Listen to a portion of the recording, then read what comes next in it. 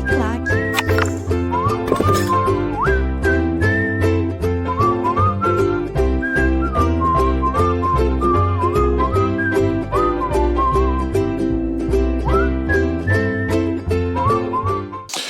Estamos vendo então sobre sociedade simples. Vamos para a segunda parte ainda, falando sobre algumas responsabilidades dos sócios e dos administradores. É muito importante que a gente entenda isso. Essas situações e as regras e as leis aplicáveis aos sócios, as deliberações que eles precisam tomar e o que a lei prevê também sobre os administradores, que precisam também estar atentos e responderão também em algumas situações. Então, olha só. Esse slide aí, ó. O sócio não pode votar em situações que ele tenha interesse. Tem problema o sócio votar uma situação que ele tem interesse? Naquele voto, ele vai votar e vai ser beneficiado? Tem problema? Não. Desde que esse seu interesse não seja contrário. Ou seja, ele não pode votar se o interesse for contrário ao interesse da sociedade. Então, ele tem um interesse pessoal, esse interesse pessoal vai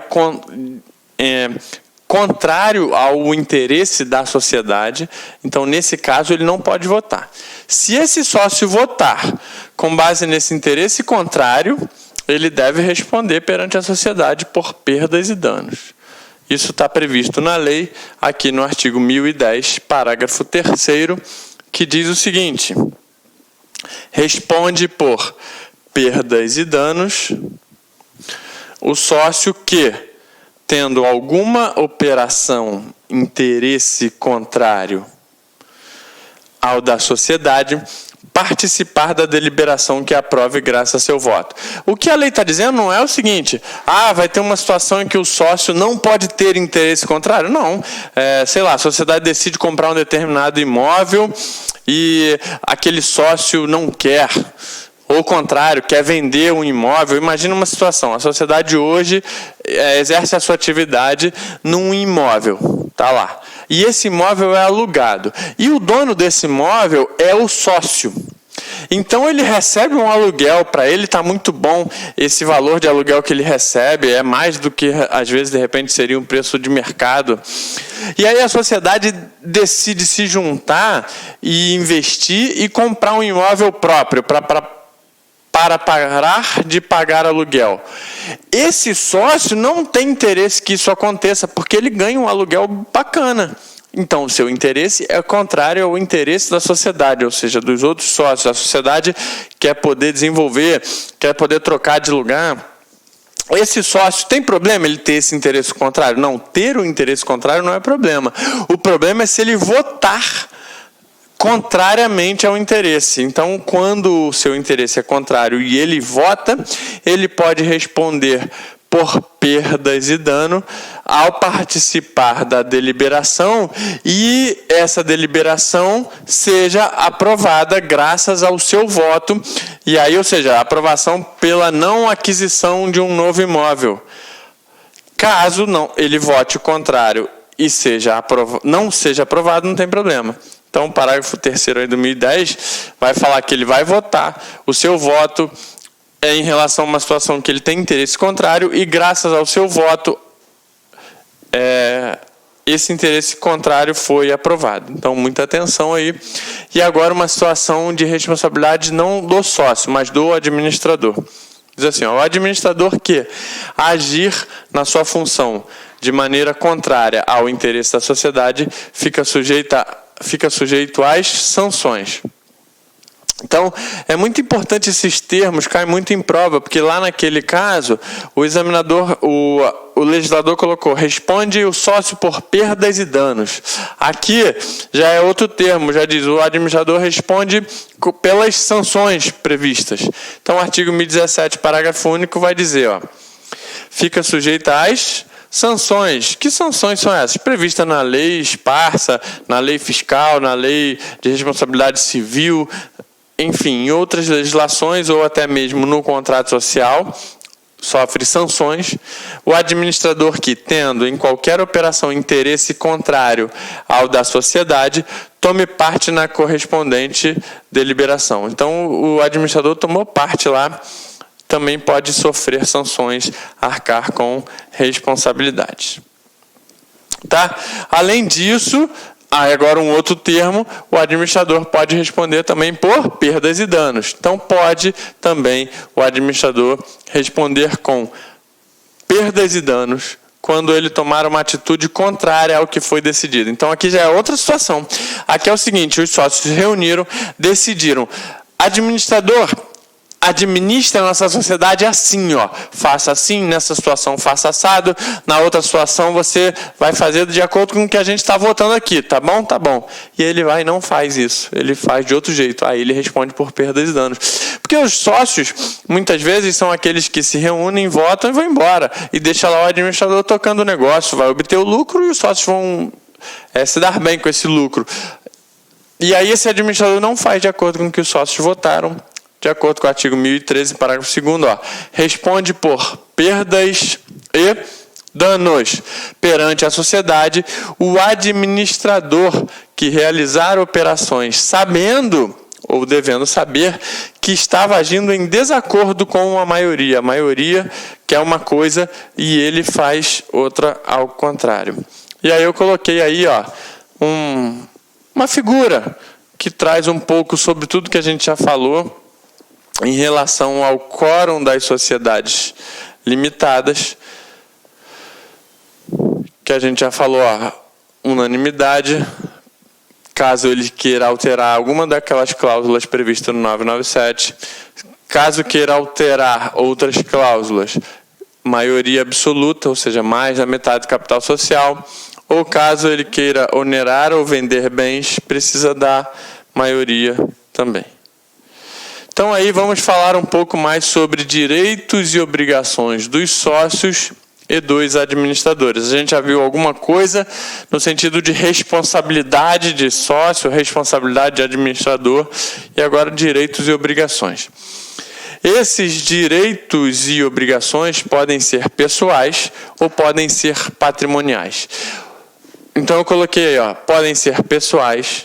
Por exemplo, direito de sócio pessoal, o de fiscalizar a administração.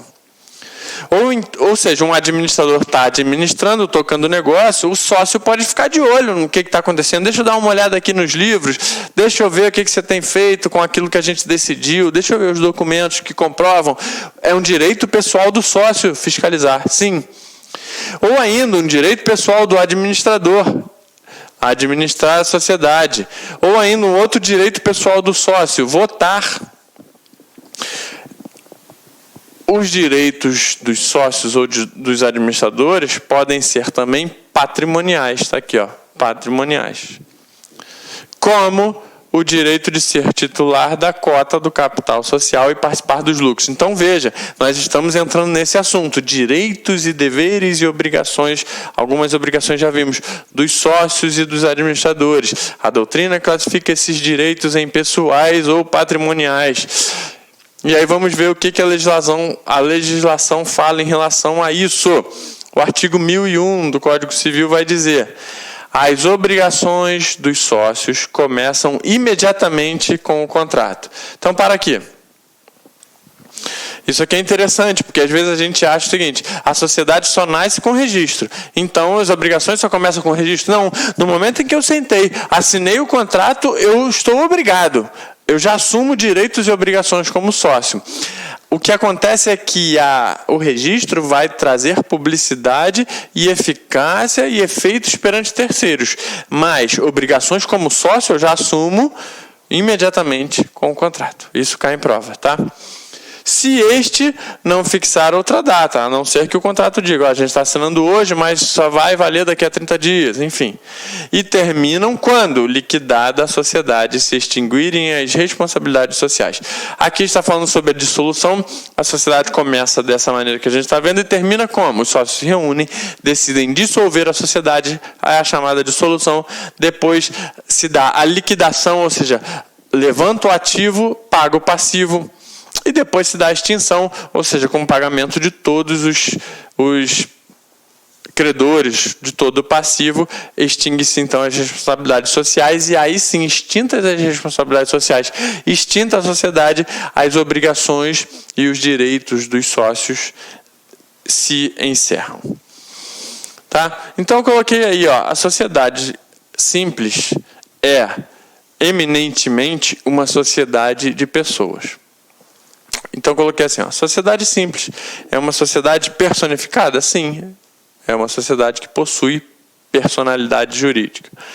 E também eminentemente de pessoas. Ou seja, não é uma sociedade capital. A gente vê uma classificação quanto à composição do capital social e a alteração desse capital social em sociedade de pessoas e de capitais. Sociedade de capitais é aquela em que o que importa é pague o preço devido para adquirir a cota. Pagou, você entra na sociedade. Enquanto que a sociedade de pessoas não é aquela que os atributos, as características pessoais de cada sócio são importantes para a composição do quadro societário. Então coloquei, ó, onde as características pessoais de cada sócio são sim importantes e por isso os sócios não podem ser substituídos em suas funções sem autorização dos outros sócios. Os sócios têm direitos, têm deveres, têm funções, votar, fiscalizar, não podem ser substituídos nessa função sem autorização dos outros sócios. E nem transferirem suas cotas a outra pessoa estranha à sociedade sem a autorização dos demais. Professor, você está falando isso? Tem isso na lei? Tem isso na lei. Vamos ver agora. Ó, são os artigos que trazem essas características que eu estou falando. Ó. Diz assim o artigo 1002. Vamos ler aí comigo. Ó. O sócio não pode ser substituído no exercício de suas funções sem o consentimento dos demais sócios. Isso é, ao mesmo tempo, um direito dele não ser substituído e um dever também de não fazer-se substituir. Expresso em modificação, sem o consentimento dos demais sócios, expresso em modificação do contrato social. Além disso, o 1003 vai dizer, ó, cessão total ou parcial de cota, sem a correspondente modificação do contrato social com o consentimento dos demais sócios, não terá eficácia quanto a estes e à sociedade. Então, aqui o 1003 está dizendo um pouco mais. O 1003 está dizendo, se ele fizer uma cessão de cotas, ele ainda tem que fazer essa alteração no contrato social. Se não fizer no contrato e sem o consentimento dos demais sócios, não valerá. Ou seja, os direitos e obrigações continuam sendo daquele que é o detentor da cota. Tudo bem? Então, dando sequência assim, ó, ainda nesse assunto direitos e obrigações dos sócios e dos administradores, diz assim, em relação ao administrador. Assim como o sócio não pode ser substituído, em suas funções, o administrador também não pode se fazer substituir nas suas funções, a não ser que institua procurador para tanto, dentro dos limites que ele tem para isso. Se ele tiver uma autorização para constituir procurador para o substituir, tudo bem. E a procuração tem que ser bem específica sobre os poderes passados, já é o que está previsto aí no artigo 1018. Diz assim, ó, o administrador geralmente é uma função muito pessoal, né? Os sócios delegaram ao administrador a função de gerir o negócio, administrar. Então, ele não pode delegar essa função, fazer-se substituir. Por isso que o artigo 1018 vai dizer, ó, ao administrador é vedado fazer-se substituir no exercício de suas funções, sendo-lhe facultado, nos limites dos seus poderes, constituir mandatários da sociedade, ou seja, procuradores. Caso ele não possa ir num lugar, fazer determinada coisa, porque ele está ocupado aqui, ele tendo poder para isso, ele dá a procuração para alguém fazer isso. Mas a regra é que ele não pode fazer-se substituir. Especificado no instrumento, ou seja, na procuração, os atos e operações que poderão praticar. Tá bom? Beleza. E aí mais um detalhe interessante sobre a responsabilidade pessoal, que é o seguinte, às vezes a gente pensa assim, ó, eu sou sócio de uma sociedade e decido sair. Quero sair, vou embora. Posso. É a chamada retirada, me retiro da sociedade. Não é obrigado a permanecer sócio para sempre. Tudo bem. A partir do momento em que eu saí, ufa, me livrei, essa sociedade estava indo mal das pernas, estava cheio de prejuízo, cheio de responsabilidade a cumprir lá. Me livrei disso a partir do momento que eu saí? Não se livrou. Porque mesmo quando sai, permanece uma certa responsabilidade do sócio que sai por um determinado tempo. Isso é muito importante de ver, porque cai em prova. Porque tudo aquilo que não é intuitivo é o que o examinador gosta de cobrar. E o que é intuitivo? É que ao sair eu não sou mais responsável por nada. Não. Ó, eu coloquei aqui com as minhas palavras e aqui como está na lei. Se vender sua cota a outra pessoa, ele ainda continua respondendo pelas dívidas sociais pelo prazo de 2 anos. Então, ele ainda continua respondendo pelo prazo de 2 anos. Esse prazo contado de quando? Se inicia quando o contrato alterado é levado a registro. Então, eu resolvo sair da sociedade, a gente faz um novo contrato, eu assino. Mas esses 2 anos só começam a contar do dia em que essa alteração contratual é levada a registro. Ou seja, averbada lá no RCPJ. Ele responde solidariamente com o sócio que entrou no seu lugar. Então, o sócio que entrou assume as responsabilidades dele? Sim. E o que saiu continua responsável solidariamente, juntamente com o que entrou. É o que está aí no artigo 1003. Vai dizer, ó, parágrafo único. Até 2 anos depois de averbada a modificação do contrato, então 2 anos da averbação do contrato, responde o cedente, ou seja, aquele que cedeu e saiu, solidariamente com o cessionário, ou seja, aquele que recebeu a cessão de cotas, perante a sociedade e terceiros pelas obrigações que tinha como sócio. Então, a saída se dá pela cessão. O cedente responde solidariamente com o cessionário em relação à sociedade e a terceiros em relação às responsabilidades que ele tinha como sócio. Então, olha só que interessante.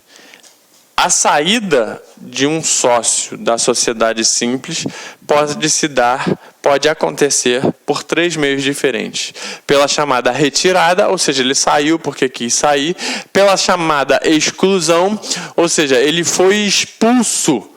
Os outros sócios se reuniram e decidiram excluí-lo. A gente vai ver isso quando a gente fala sobre a resolução da sociedade em relação a um sócio, ou seja, a chamada dissolução parcial. Ou essa saída pode estar por morte. Morreu, saiu, acabou. E aí, como que vai acontecer essa substituição? A gente vê, em regra, por morte, os herdeiros não assumem, já que se trata de sociedade de pessoas. Então, eu tenho aí no artigo 1032, já que a gente está falando sobre os direitos e obrigações do sócio, como é que fica em relação a 1032 vai dizer a retirada, a exclusão ou a morte do sócio.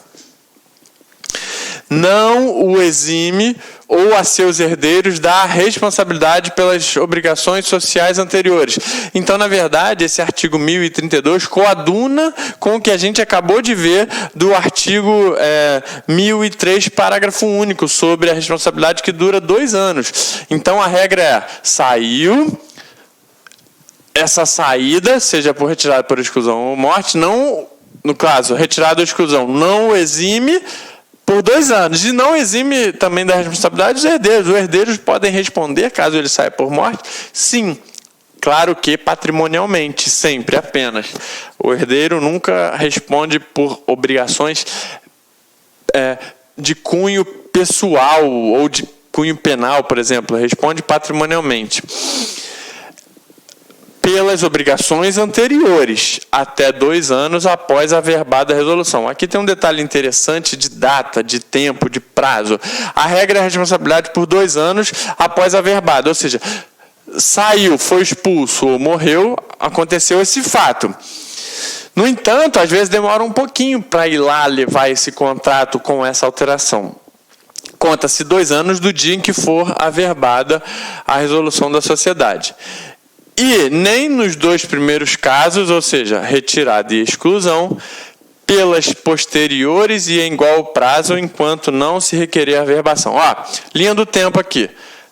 Linha do tempo, a sociedade está funcionando, um belo dia sai o sócio. Por retirada por exclusão ou por morte. Foi nesse dia que aconteceu isso. Continua contando o tempo. Averbou? Averbou. Conta 2 anos. Até 2 anos após averbada a resolução da sociedade. Agora, em relação à retirada ou exclusão, que é nos 2 primeiros casos, eles continuam responsáveis pelas responsabilidades posteriores enquanto não averbada. Então, continuam aqui responsáveis. Mesmo assim, digamos que não averbou aqui, ficou mó tempão aqui, só averbou aqui, mó tempão depois. Todo esse tempo, tudo aquilo que a sociedade for adquirindo como responsabilidade, teoricamente eles já não estão mais, mas não averbou, eles continuam respondendo também por 2 anos. Ok? E por morte? Não, por morte conta do dia em que averbar. 2 anos após a averbada resolução da sociedade. Ou seja, o sócio pode sair da sociedade de 3 maneiras diferentes. Por querer sair, é a chamada retirada. Por ser expulso, é a exclusão, ou por morte. Beleza. Outro direito dos sócios, como dito, é o de fiscalizar o que os administradores estão fazendo com a sociedade. Veja aí o artigo 1020 vai dizer, os administradores são obrigados a prestar aos sócios contas. Os administradores, então, são obrigados a prestar contas justificadas de sua administração e apresentar-lhes o inventário anualmente, bem como o balanço patrimonial de resultado econômico. Então, fica a cargo do administrador prestar contas aos sócios de sua administração. Além disso, ele deve apresentar o inventário, apresentar a demonstração contábil chamado balanço patrimonial e apresentar também a demonstração contábil DRE, a demonstração dos resultados do exercício. E o artigo 1021 vai dizer, salvo estipulação que determine época própria, o sócio pode a qualquer tempo examinar os livros e os documentos e o estado de caixa da carteira da sociedade. Então a regra é, se o contrato não disser nada, a qualquer momento o sócio pode pedir para ver, pode fiscalizar, um direito pessoal. A não ser que haja uma estipulação dizendo, determinada época do ano, em determinado período, em determinada situação, o sócio poderá dar uma olhada nos livros e fiscalizar a administração. Então está aí um direito do sócio e um dever do administrador. O direito do sócio de fiscalizar e o dever de prestar contas e elaborar as demonstrações contábeis específicas. Um outro dado interessante aqui, cai muito em prova, artigo 1025 cai muito em prova. Eu estou fora e um belo dia resolvo entrar na sociedade. Passei a compor o quadro social daquela, ou porque comprei a cota, ou porque aumentou o capital social, eu fui o que integralizei, enfim, qualquer que seja o motivo.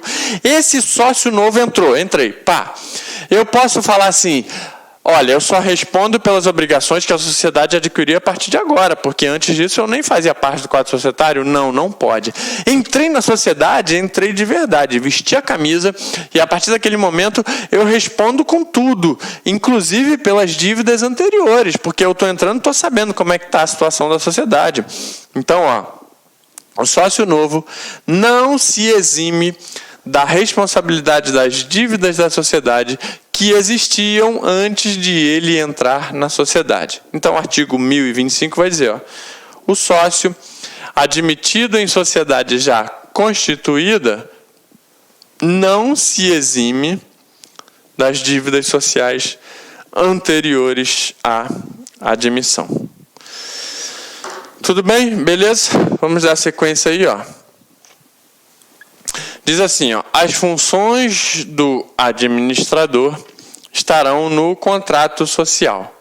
Existem as funções inerentes ao cargo de administrador como abaixo. Então, o contrato social pode prever funções específicas de administrador. O administrador faz isso, tem aquela responsabilidade, tem aquele dever, tem aquela obrigação, tem aquele direito. Pode ser que o contrato não preveja nada, ou, independente disso, a lei prevê algumas estipulações específicas em relação ao administrador, que diz assim, o administrador da sociedade deverá ter no exercício de suas funções, o cuidado e a diligência. São esses os termos que caem em prova. Cuidado e diligência, que todo homem ativo e probo costuma empregar na administração de seus próprios negócios. Então, é uma ressalta legislativa, ou seja, está ressaltando algo dizendo assim, administrador, você foi incumbido de uma tarefa importante que os sócios atribuíram a você. Então, faça-o da melhor maneira possível, como se você estivesse fazendo pelos seus negócios próprios. É por isso que, geralmente, acontece de quem é administrador de uma sociedade é um próprio sócio, porque ele tem inerente a ele o objetivo de que aquela sociedade vá bem. Mas, independente de ser ou não sócio, que ele exerça essa atividade com cuidado e diligência de um homem ativo e probo. É ele que assina, ele que contrai obrigações, e ele deve fazer isso com diligência.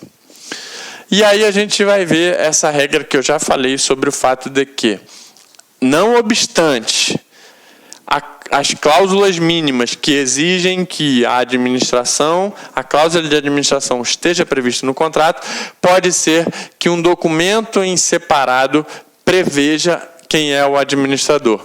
É uma exceção à regra das cláusulas mínimas. Diz assim, o administrador pode ser nomeado no contrato, mas também pode ser nomeado em ato separado. Esse ato separado também deve ser levado a registro para averbação à margem do contrato. Eu tenho lá uma inscrição do contrato? Tenho. Eu pego esse documento separado que nomeia um administrador e averbo lá nesse contrato social no RCPJ. É o que está escrito aí no artigo 1012, que diz o seguinte, o administrador, nomeado por instrumento em separado, deve averbá-lo à margem da inscrição da sociedade e, pelos atos que praticar, antes de requerer a averbação, responde pessoal e solidariamente com a sociedade. A regra é sempre o seguinte: administrador está gerindo, exercendo atos normais de gestão, ele não responde. Quem responde é a sociedade, porque ele está ali em nome da sociedade, caso venha a causar algum prejuízo ou caso venha a contrair responsabilidade, quem responde é a sociedade. No entanto, o legislador falou, olha, administrador, você que foi nomeado em ato separado, vai e leve esse documento a registro. Se você não fizer isso, você responde pessoal e solidariamente pela sociedade. Ou seja, você está exercendo uma atividade em nome da sociedade, mas ainda não cumpriu uma etapa importante dessa formalidade, desse exercício de administração, que é averbar, inscrever esse documento à margem do contrato social. Se você não fizer isso, você responde pessoal e solidariamente. As bancas brincam muito com essa questão da responsabilidade. A gente vai, inclusive, adentrar um pouco mais nessa questão das responsabilidades do administrador. Quando que ele responde, quando que ele não responde, qual o nível de responsabilidade dele, solidária, subsidiária, em quais situações. Então, vamos aí, Primeiro, antes da responsabilidade, vamos ver o que o legislador atribui em relação aos poderes. Administradores têm poderes, que poderes são esses? O que ele pode, o que ele pode fazer? Até onde vai? Então, diz assim, existe diferença entre os poderes delegados aos administradores. Esses poderes podem ser investidos no contrato ou podem ser investidos em ato separado, ou ainda eles podem ser conferidos a sócio ou não sócio. Então, o artigo 1019 vai dizer, são irrevogáveis os poderes do sócio investido na administração por cláusula expressa do contrato social, salvo justa causa, reconhecida judicialmente a pedido de qualquer dos sócios. Então, o que o artigo 1019 está dizendo? Eu tenho um sócio, e aí existe uma cláusula no contrato social que estipula que esse sócio é administrador. Os poderes de administração a esse sócio são irrevogáveis. É contra-intuitivo isso, porque poder está sempre mudando, pode mudar. O que diz a lei são irrevogáveis. Salvo o quê? Salvo se houver um problema muito sério que enseje justa causa e essa justa causa seja reconhecido por juiz. Caso algum sócio vá ao judiciário e peça, olha, esse administrador não está legal, não está fazendo o que lhe é devido, queremos revogar o poder. Mas a regra é o poder é irrevogável nessas condições. Sócio, administrador, poder no contrato social. Enquanto que o parágrafo único vai dizer que não, tem uma situação em que os poderes são revogáveis sim, ou seja, eu tiro ele, eu coloco outra pessoa, eu tiro o poder dele a qualquer tempo. Então não tem que se falar em justa causa. Em que situações? Quando forem poderes conferidos a um sócio por ato separado, ou a quem não seja sócio. Então aqui a autorização legal para que numa sociedade simples eu tenha um sócio, um administrador que seja não sócio. Independente disso, os poderes concedidos em ato separado podem ser revogados a qualquer tempo. Poderes concedidos a administrador em ato separado, ou seja, é um poder que não está no contrato, está num documento separado, seja esse administrador sócio ou não sócio. Se o poder foi concedido em ato separado, ou a quem seja não sócio, esse poder é revogável a qualquer tempo. Tá bom? Essa questão aí caiu um pouquinho em concurso, esse artigo. Vamos ver aí, se o contrato for omisso em relação à administração da sociedade, fica ela a cargo de cada um dos sócios. Lembra que a gente viu que a cláusula deve dizer quem é administrador e quais são os poderes atribuídos ao administrador. E se o contrato não disser? O contrato foi omisso. Quem será o administrador? Fica uma vacância de poder? Não, não existe isso. A regra do artigo 1013 é a administração da sociedade, nada dispondo o contrato social, compete separadamente a cada um dos sócios. Então é interessante que o contrato disponha quem é o administrador? Sim. É obrigatório? Sim. Mas e aí? Não botaram, esqueceram de botar. Quem será o administrador nesse caso? Nesse caso, isso aqui cai em prova. Se o contrato nada disser, a administração da sociedade simples caberá a cada um dos sócios separadamente. E aí ainda o artigo 1014 vai dizer, pode ser que ocorra alguma situação específica que exija a participação de todos os sócios. Porém, é um caso urgente. Acontece um caso urgente que, se não for feito na hora, vai prejudicar a sociedade, causando um dano grave ou irreparável. E um dos administradores esteja longe, sem condições de chegar a tempo. Nesse caso, pode o administrador que estiver apto fazer sozinho. Você entendeu o que eu quis dizer aqui, que é o que vai prever aqui o artigo 1014? É o seguinte, existe um poder, existe uma responsabilidade, uma atribuição, que deve ser atribuída ou a vários administradores. Então, um só não pode fazer. Por exemplo, fazer um determinado negócio com acima de tal valor. Ou passar procuração. Fazer alguma coisa, pegar um empréstimo no banco. E aí diz lá, precisa da assinatura de 3 administradores. Tá ok? Assinatura em conjunto. Mas acontece uma situação grave que pode causar um dano irreparável. E aí os outros administradores não estão perto, não vão ter tempo de chegar, está viajando, está de férias, não vai poder assinar. Esse único administrador vai falar, não estou nem aí, vai dar um problema muito grande. Não, ele tem autorização legal para exercer o poder que seria atribuído a todos, mas ele sozinho vai exercer.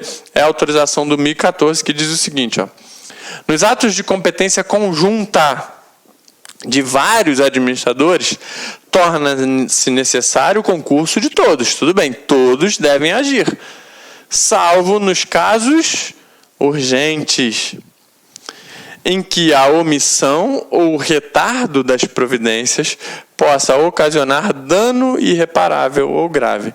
Então, a regra é que precisa que todos hajam, mas se for um caso urgente e que, se ele não fizer nada, pode ocasionar um dano irreparável ou grave, ele vai fazer sim alguma coisa. Então está aí uma outra situação interessante, proibição para ser administrador. Então, qualquer um pode chegar e assumir a administração. Não. Existem aqueles que não podem porque a lei proíbe. Então, não podem ser administradores os impedidos por lei a gente viu, inclusive, que são aqueles que não podem ser empresários.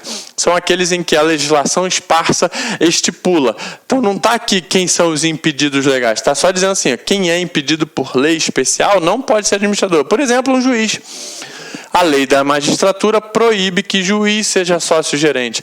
Por exemplo, um servidor público federal, Lei 8.112, vai dizer, um servidor público federal não pode ser sócio-gerente ou sócio-administrador de uma sociedade. Então, ele é um considerado impedido legal e não pode ser administrador.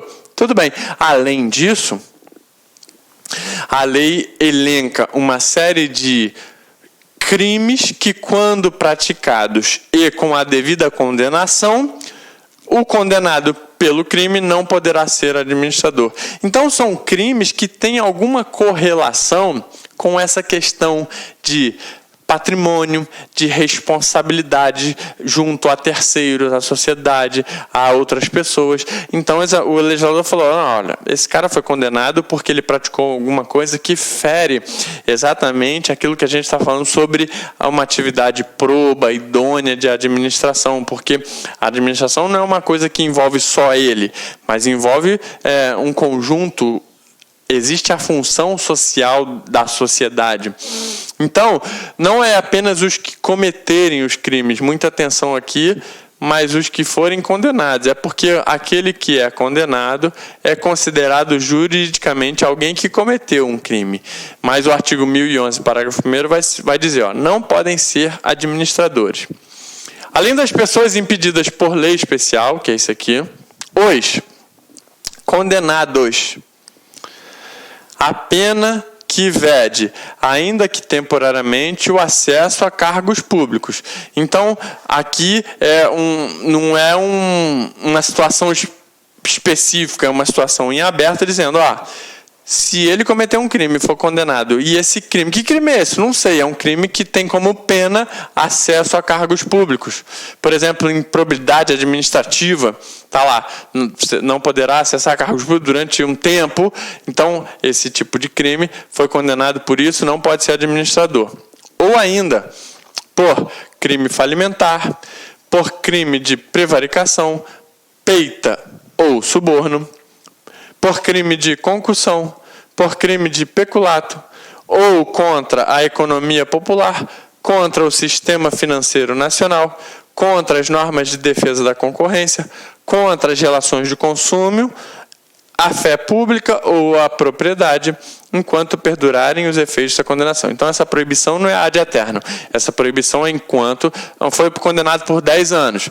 Passou 10 anos, cessou os efeitos da condenação, ele pode sim voltar e ser administrador. Então, na verdade, é o legislador protegendo aí as sociedades, protegendo dessas pessoas que praticam esses crimes e tenham sido condenados por esses crimes. É interessante esse artigo porque ele se aplica também à sociedade. Quando você vai falar a sociedade limitada, quando você vai falar sobre a limitada lá, quem não pode ser administrador da limitada? Está lá, aqueles mesmos listados no artigo 1011, parágrafo 1º. Então, por isso que torna-se mais relevante ainda. Ok? Beleza. Ainda falando sobre administrador. O administrador não pode usar o seu cargo para se dar bem em cima da sociedade. Se fizer isso, vai ter que restituir ou causar prejuízo, ou vai ter que responder. É aquele caso do administrador que quer obter vantagem, enfim, usa um carro particular da sociedade, o carro da sociedade para interesses particulares e não pode fazer isso. O artigo 1017 vai dizer, o administrador, que sem o consentimento escrito dos sócios, aplicar créditos ou bens sociais em proveito próprio ou de terceiros, terá de restituí-los à sociedade ou pagar o equivalente com todos os lucros resultantes e, se houver prejuízo, por ele também responderá. Tem um dinheiro sobrando lá e está parado esse dinheiro, ele pega e usa para ele, falando assim, depois eu devolvo, mas ao tirar esse dinheiro, ele causou um prejuízo, a sociedade não conseguiu pagar uma conta que devia, e aí ele vai, se ele fizer isso, e aplicar créditos ou bens em proveito próprio, ou de terceiros, terá de restituí-los à sociedade. Ou se não mais existir o bem, né, porque a gente está falando de bem, restituir bem. Se ele não mais existir, vai ter que pagar o equivalente, com todos os lucros resultantes, ou se houver prejuízo, por ele também responderá. Tá ok? Então eu coloquei um quadrinho aí que eu acho que ajuda bem a gente a entender. Ó, os direitos e obrigações dos sócios. O que a gente já falou? Que a obrigação dos sócios começa com um contrato, que não pode ser substituído nas suas funções e nem ceder sua cota sem o consentimento dos demais. Que o sócio que sai responde solidariamente por 2 anos e ele tem o direito de fiscalizar os administradores. E em relação aos administradores, não pode se fazer substituir na função, mas pode constituir mandatário com poderes específicos, pode prestar contas de sua administração, deve apresentar inventário, balanço patrimonial ou resultado do exercício, deve exercer a administração com cuidado e diligência que todo homem ativo e probo emprega no seu próprio negócio, pode ser nomeado no contrato ou em ato separado. Cláusula que determina quem será administrador. Se o contrato for omisso, cada sócio será administrador. E não pode ser administrador os impedidos por lei e os condenados pelos crimes listados lá no parágrafo 1º do artigo 1011. Beleza, responsabilidade dos administradores. Então a legislação trouxe uma situação específica que traz à tona o tamanho da responsabilidade dos administradores. Diz assim, ó, o administrador, em princípio, aparenta ter todos os poderes de negociação em nome da sociedade. O artigo 1015 vai dizer, ó, no silêncio do contrato, os administradores podem praticar todos os atos pertinentes à gestão da sociedade. Pode ser...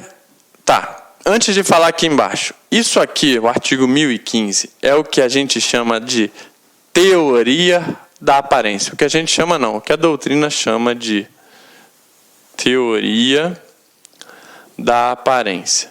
O que é a teoria da aparência?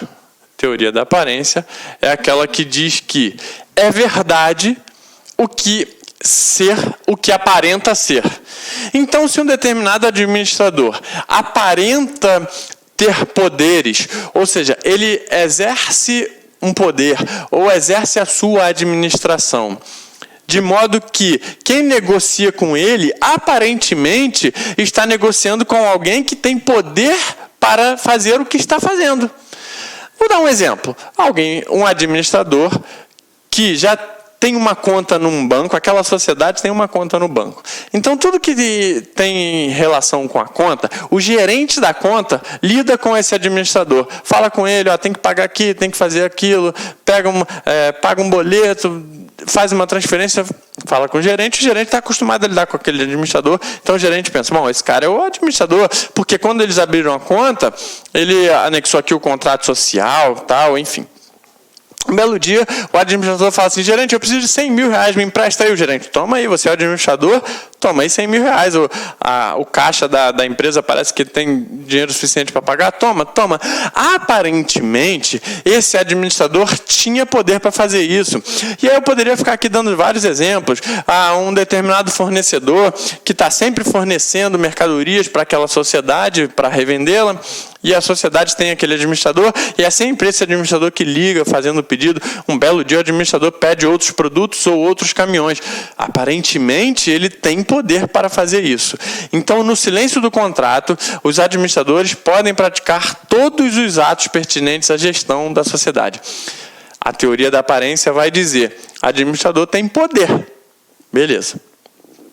No entanto, nós precisamos entender e nos preocupar com o excesso de poder, ou seja, quando o administrador age de maneira que ele não tem poder para fazer o que ele fez, mas contrariando a chamada teoria da aparência. Então, a legislação vai dizer quais os casos em que o administrador age de maneira que esse seu agir é um excesso de poder. Porque, em regra, tudo que ele faz em nome da sociedade, pela teoria da aparência, ele tem poder para fazer.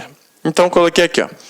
Pode ser que nessa negociação o administrador haja com excesso de poder, ou seja, ele não tem poder para determinado negócio, sabe que não tem esse poder, mas mesmo assim pratica o ato, está agindo com excesso de poder. E aí o que a gente precisa saber? Precisa saber o que a lei diz que é excesso de poder e qual vai ser a consequência desse agir com excesso de poder. Então, primeiro, a gente precisa ver o que é excesso de poder. Então, o artigo 1015 é aquele que fala sobre a teoria da aparência, dizendo, em regra, praticar ato de gestão é um ato de poder normal do administrador.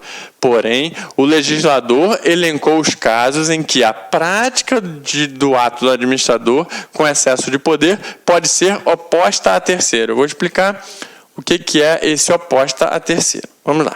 Parágrafo 1015, parágrafo único, artigo 1015, parágrafo único, diz o seguinte: o excesso por parte dos administradores somente pode ser oposto a terceiros se ocorrer pelo menos uma das seguintes hipóteses. Aqui a gente vai ter as 3 hipóteses que caracterizam, que configuram um excesso de poder. O que quer dizer pode ser oposto a terceiros?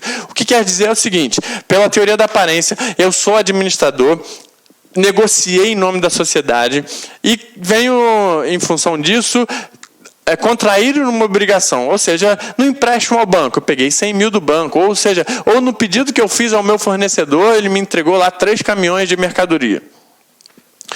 Um belo dia, esse banco vem me cobrar, olha, sociedade, eu vim aqui cobrar os 100 mil que vocês pegaram emprestados do banco.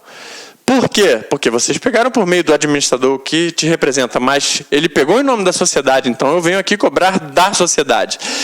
Se opor a terceiro é a sociedade dizer assim, olha, banco, tudo bem, o meu administrador foi lá e pegou 100 mil, mas eu vou me opor a você. Ou seja, não vou arcar com essa responsabilidade. Até porque esse administrador já gastou o dinheiro, já pegou para ele, enfim, fez alguma falcatrua com esse dinheiro ou com esses caminhões. E aí a sociedade diga assim, banco, não vou arcar com isso, vou me opor a você. A sociedade pode fazer isso? Em regra, não. Em regra, ela responde pelos atos de gestão do seu administrador, a não ser que fique configurado o excesso de poder. Configurando-se o excesso de poder, ela pode opor ao terceiro e vai dizer assim, banco, não vou te pagar os 100 mil, porque o meu administrador agiu com excesso de poder. Então faz o seguinte, vai lá e cobra dele. A responsabilidade é dele, entra na justiça contra ele. Vai se dar bem? Vai se safar a sociedade, vai, porque o administrador agiu com excesso de poder. E finalmente vamos ver o que é esse excesso de poder que permite à sociedade se opor a terceiro. 1. Se a limitação de poderes estiver inscrita ou averbada no registro próprio da sociedade. Ou seja, o administrador não tem poder para pegar empréstimo no banco, tem isso escrito no contrato social ou em um documento em separado, e esse contrato, esse documento está averbado lá no RCPJ, ou seja, está público. Bastava que o banco fosse lá ao RCPJ, pedisse uma certidão de tudo sobre aquela sociedade e ele ia ler lá, tem uma cláusula aqui dizendo, administrador tal não pode pegar empréstimo no banco acima de determinado valor. Está averbado? Ou seja, é de caráter público, qualquer um pode pedir, ou até mesmo ele poderia ter pedido uma cópia do contrato averbado, enfim, está averbado, a sociedade se exime de responsabilidade, está averbado, o administrador agiu com excesso de poder, ou seja, limitação de poder. O administrador não tinha poder para fazer tal coisa e fez, agiu com excesso de poder. E essa limitação estava averbada, então a sociedade pode se opor a terceiro. Qual outro caso? Então quando o poder está averbado, a limitação está averbada. 2, provando-se que era conhecida do terceiro, ou seja, não está averbado. Não tem nada escrito dizendo que o administrador, averbado, dizendo que o administrador não pode pegar empréstimo no banco, não tem. Mas já mandaram um e-mail para o gerente do banco dizendo: senhor gerente, saiba que o administrador fulano não pode pegar empréstimo acima de tal valor. Senhor, ou então leva um papel lá para o banco dizendo: gerente, aqui olha só, os poderes que esse administrador tem, guarda aí contigo. Ou seja, provando-se que era conhecida do terceiro. Então esse terceiro, o banco, sabia que o administrador não podia pegar aqueles 100 mil reais. Então eu venho como banco e cobro: sociedade, paga aqui os 100 mil. Vou falar aqui, ó, banco, te mandei um e-mail, você conhecia. Ou seja, ele agiu com excesso de poder, mas você sabia e conhecia que ele não podia agir assim. Então a teoria da aparência fica de fora dessa situação e caracteriza o excesso de poder. Eu posso me opor a terceiro. E por último, o inciso 3, o que mais cai em prova, chamado teoria dos ato ultra vires, ou seja, atos que são eminentemente virais, estranhos. Um vírus é um corpo estranho, né? Dentro do corpo humano ou dentro de outro corpo qualquer. Então o ato ultravires é isso, é algo estranho. Inciso 3. Quando que é uma situação configurada excesso de poder e pode opor a terceiro. E nesse inciso 3 é chamado de presunção de excesso de poder.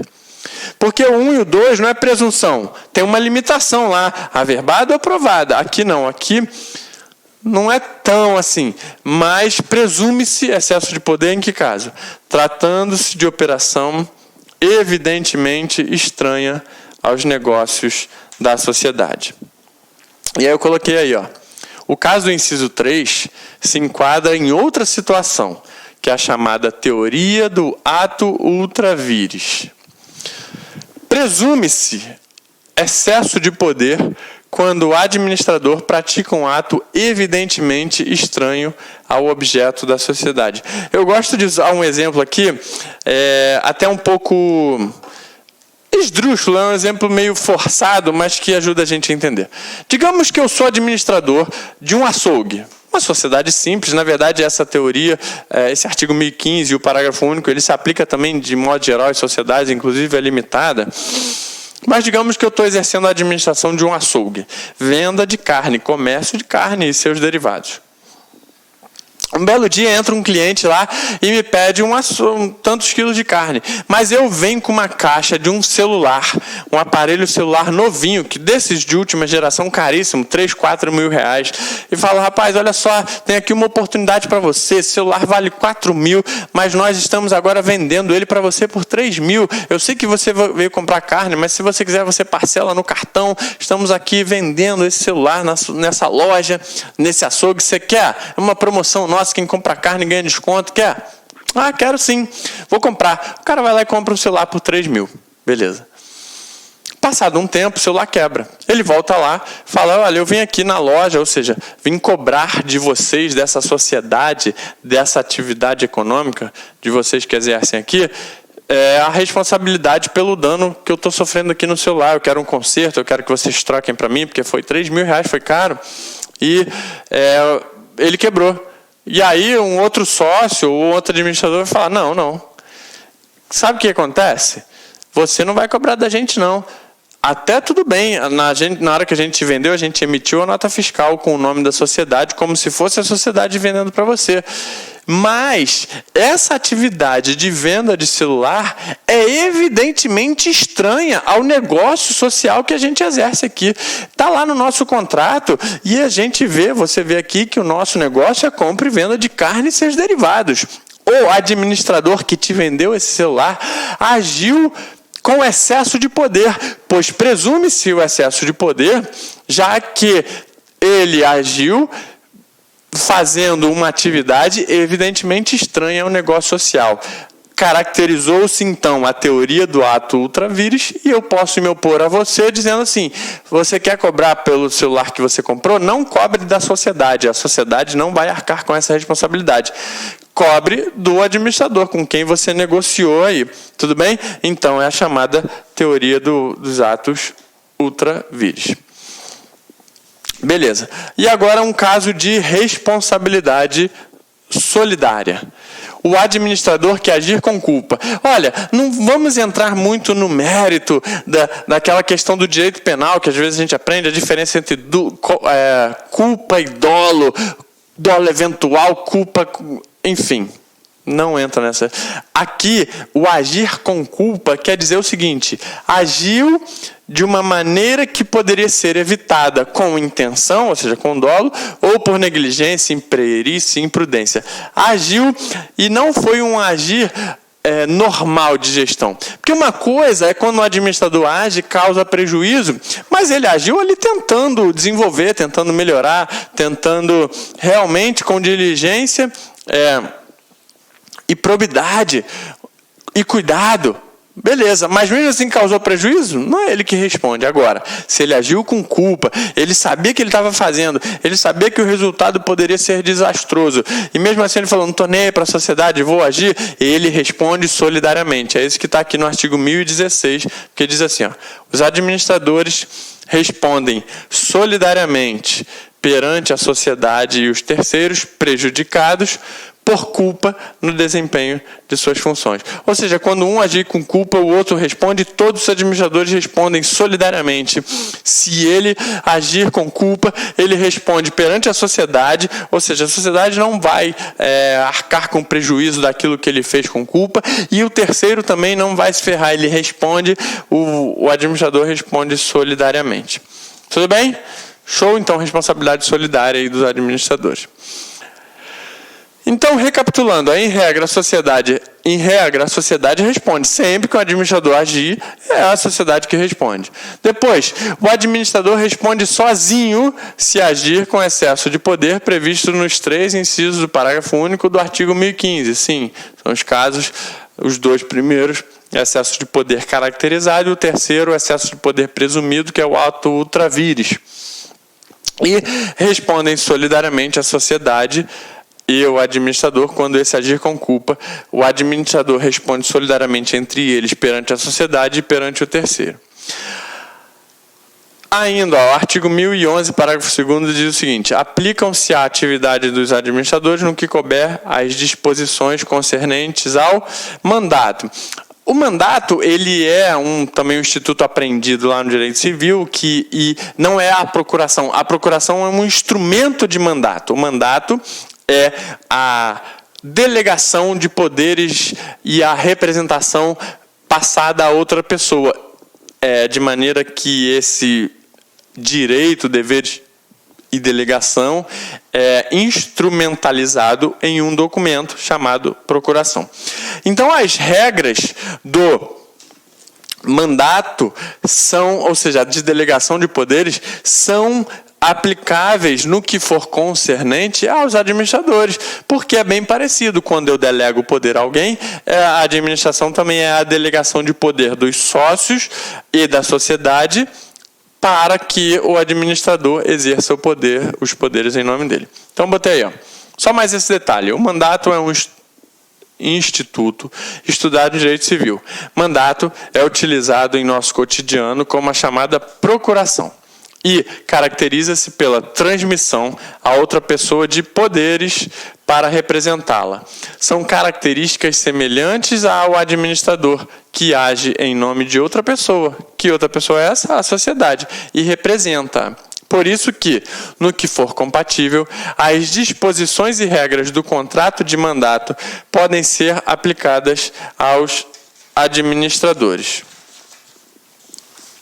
Então, nós encerramos aqui a parte das regras das sociedades simples, no que servem também como regras gerais do direito societário. E mais um último detalhe em relação às sociedades simples é que nós citamos, que vai do artigo 997 ao 1038, não foi? Foi.